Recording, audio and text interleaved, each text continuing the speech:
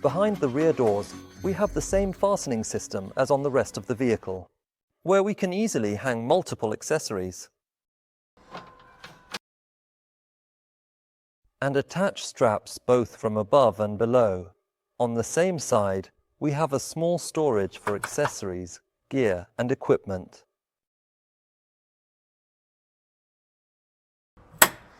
And on the same side here on the left, we have a designated space for the gas bottles, mounted on a pull-out drawer.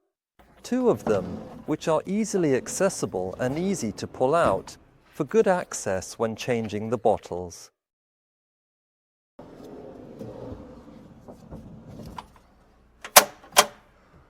And next to it here on this side, we've installed our outdoor shower. Here we have both cold and hot water with a 15-meter long hose. Yes, 15 meters.